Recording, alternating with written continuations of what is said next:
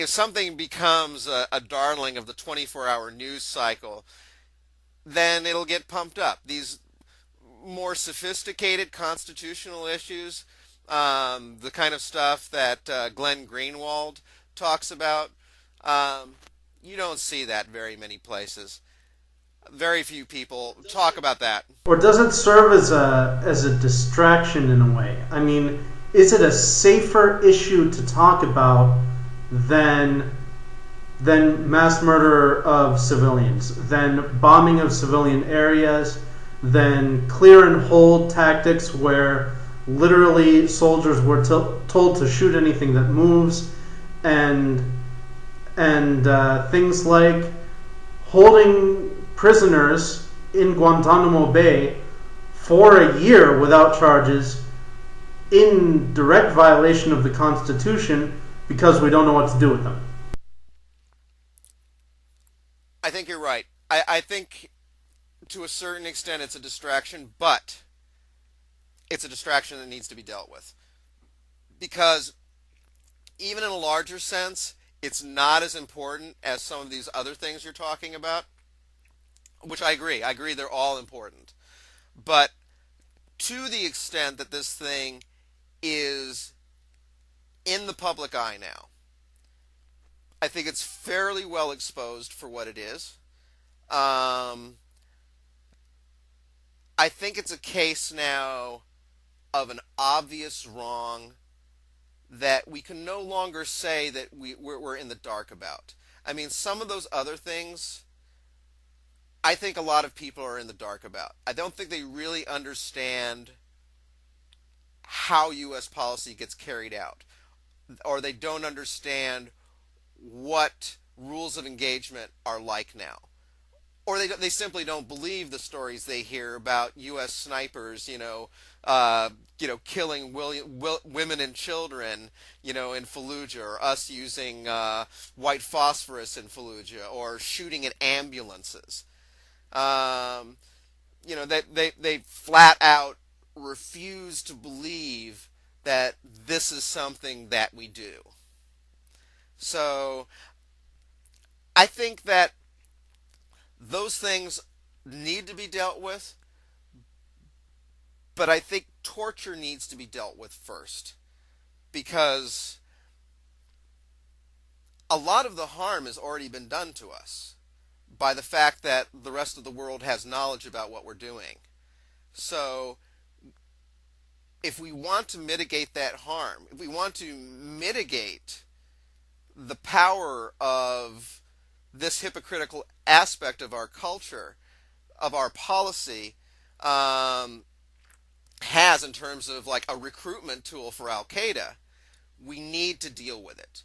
We need to deal with it because it's a powerful and potent symbol of how we have gone awry.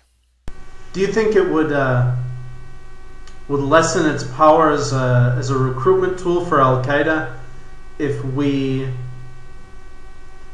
we opened up the investigation, made everything public, including the pictures, which, as you were saying, would move the people of the U.S. to act more, but could also theoretically move people more towards the side of terrorism as well, because pictures are more impacting than words. But if we released everything and actually dealt with it and prosecuted people and punished them for their crimes, do you think that would take away some of its recruiting power? Absolutely. Absolutely, and without question. I think that if I think that the most powerful tool they have is not that we did this. It's the fact that we covered up, that we deny the extent to which we did it. We deny that it came from the top parts of our government. I mean, it's all the obfuscation. It's all the lies that have grown up around it, I think, that do far more damage to us. Because once again, you got to remember that what bin Laden is trying to show about us is that we're hypocritical. He thinks that's the most powerful argument against us. Well, he's got us there. Well, he says that we go around the world saying that we're spreading like, flowers and democracy, and basically we're bombing the crap out of people and taking their shit. So, to the extent that this is another example of how, we say we're about the rule of law and yet we abandon it whenever it suits our purposes, it plays right into bin Laden's hands. It is a recruitment tool. I mean, that's a verified fact. And to the extent that people want to support the troops and want to stop radical Islam, you've got to eliminate the hypocrisy of American foreign policy, because that's what is at the heart of the strength of radical Islam. And that's the thing that we absolutely will not admit. I mean, that's why the most important thing after 9/11 was to ask that retarded question. Why do they hate us? Because it's important that we not get the right answer, because that messes up a lot of people in this country if we get the right answer about why they hate us.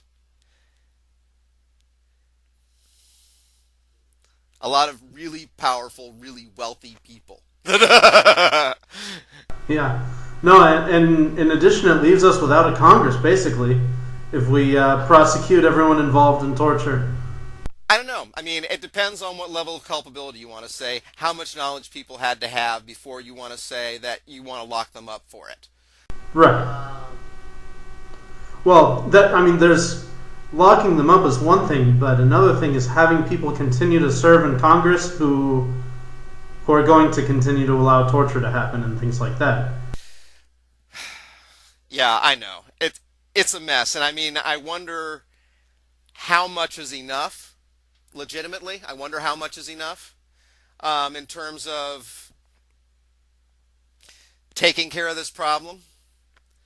I wonder how much we have the will for. That's a really big issue. But aside from that, I think we need to do as much as we can. I think it can't be just a few bad apples. I think somebody at or near the top needs to pay. But unfortunately, I don't hold out any great hopes. Some poor scapegoat.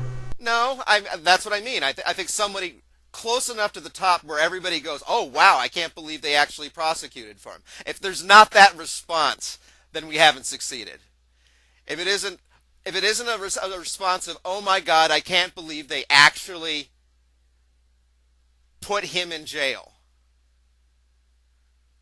nothing short of that is going to do the trick. And it can't be somebody that no one's ever heard of. It can't be somebody that you're going to have to read a bio for. It's going to have to be one of the principals. Or better yet, more than one of them. It's going to have to be. Rumsfeld is like the lowest level it could be. In order to be meaningful as an apology to the world, Rumsfeld, I think, is the absolute lowest rung that would be meaningful for us. We'd all love to see that happen. I think a lot of people want Cheney. Bush, Cheney, Rice, I think are all. I want Bush. I honestly, I want to see them all go down, because I know that they all knew. They all knew. Yep. They were all a part of it. I mean, Ron Suskind makes the argument in his book that Cheney, realizing that part of what went wrong with the Nixon administration was simply that Nixon knew too much about the sleazy crap that was being done for him, that he kind of deliberately kept Bush in the dark about certain things just for plausible deniability purposes. But that's one of the few things in that book that I'm not sure about. I think he's stretching a little bit, and he's kind of guessing based on what he knows, and he doesn't have that as an actual fact. I think it's probably partly true, but not so much to the extent that I think Bush is in the dark and totally and deserves to get off. Okay. Well, I think we've made our point for this episode. Yeah, definitely. I kind of really appreciate hashing this out with you. It was a lot of fun. I'm looking forward to doing this some more and doing it with Anita in the future. And who knows, maybe some other people want to get involved. Thank you so much for taking the time to participate in this project, and yeah, I hope you'll continue participating in the future, and I think it'll be a lot of fun. All right.